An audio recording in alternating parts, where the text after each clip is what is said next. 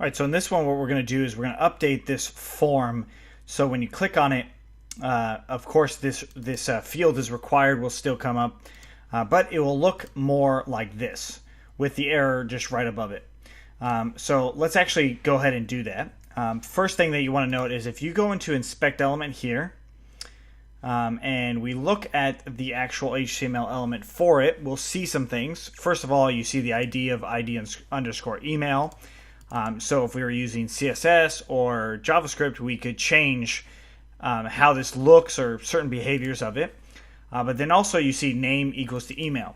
So name being email and type of email are important for this because that's actually what is going to be sent through. Name equaling to email is specifically going to be sent through to the database or to our backend, to Django. That's going to know whether or not this field of being required is going to actually be true, like it's actually going to send that field and it's not going to run an error. So let's actually go ahead and do something here. So what I'm going to do is I'm going to get rid of form as P, and I'm going to add a new one doing form.errors. So we can see all of the form errors that exist. And then I'll do input type equals to email.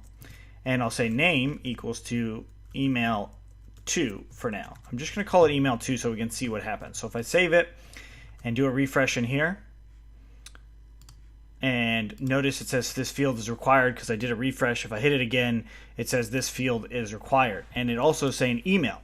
So email, this field is required. So the error is email, and then the actual error itself is this field is required. So if I do form.email.errors, I can refresh in here again, and now it says this field is required. And I know I can use this because it's really the only field that I'm going to be working with, right? So I know that that's the only field that's required, and I know that's the only one coming through. So if I actually add in an email address here and hit join, it's still saying this field is required. That's because of how we named it, right? So this should be fairly obvious. But if I refresh again, let's go ahead and do coding for entrepreneurs, and now it actually takes me through. So it's still running all the form validation stuff that the Django forms have.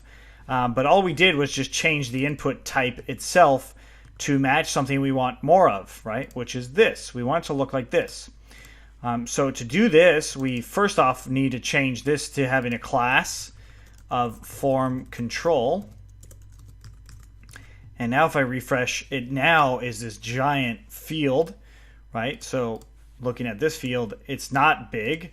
It's actually a little bit smaller than that. So inside of our container, we'll do div class of column small, and I'll do, let's say 6, and then column small offset 3. Wrap that into there. Do a refresh. Now it's a more manageable size for us. And we also might want to put a placeholder. So placeholder equals to your email. All right, so there we go. Okay, so now we have a placeholder for it. And then we also want to put that button actually in here. So class of form control, of course, is a Bootstrap thing. So if we look at Bootstrap, we see into our forms, we can see all of the different types of things that we can add into our form. So form control will make it go the entire length of the container that it's in. So if it's a full row, it's going to go the full row. If it's just a column, it'll go that column. So if we scroll down, we see like inline groups. So input group is actually the one we want. Input group is going to be how we're going to actually put our button on this, on our field. So in here we'll do input, or sorry, we'll call it div class input group. So div class input group, and then close off the div tag and refresh in here. Well, it cuts it off, and it's not actually how we want it to look. We want it to be a little bit cleaner, so we want the button to actually be inside of here, which it's not doing currently. And that's fairly easy to fix. All we just do is span class equals to input group dash btn. Close off that span. I'm going to tab these in a little bit. and we'll do a refresh in here. And there we go. So now that button is actually right in there with it, right? So if we look at this, we see that button's there, and it's exactly the same pretty much. So another thing I want to do is actually add into the button, so BTN primary and then BTN LG. Refresh. So now I see that the button's large and it's a different color, which is good. But I also want to make sure that the form itself is just a little bit bigger, right? I don't want it to be small like this. So what I'm going to do is I'm going to go into here and I'm going to add a class to the form itself and call it form horizontal. Because that's technically how the form is, right? It's horizontal, it's not vertical. And then I'm going to tab all this stuff inside of the form, and I'll do a new div class of form dash group and then form group LG, and then close off that div. So this div is for that. Okay, so now if I refresh in here, I see that it changes the actual input size to being manageable, and the button is also large. So if I click on it, it also now says field is required. Notice it's in as a list because it will be errors. It's multiple errors, so that's okay for us. We just would actually have to update it if we don't want it to be in a list element itself, which is not that big of a deal. So let's actually change the error to being a Bootstrap error. So if we go into our components and we look at alerts inside of our Bootstrap components, so we scroll down and go to alerts, and we see, let's just use this warning alert. So I'm actually going to go ahead and copy this warning alert right here. Copy that, bring it over, paste it here. So first off, I'm going to do if form.email.errors. So if there are errors, let's just show the form, and if. And then for the errors in here, we will do a loop form. So for error in forms.errors,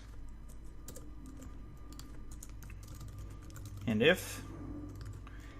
And I will then add the error here. All right, so we go back in here, do a refresh, hit continue. Needed to have the in4, not in if. So in4, refresh, continue, and now it's saying field is required. Alert.warning, so yellow works, or you could do danger, so for red, if we wanted to have it being red. So this field is required is there. Or you could just, instead of it, because we know it's the email field, we can hard write in here saying email is required. Now, I know that that's what it is.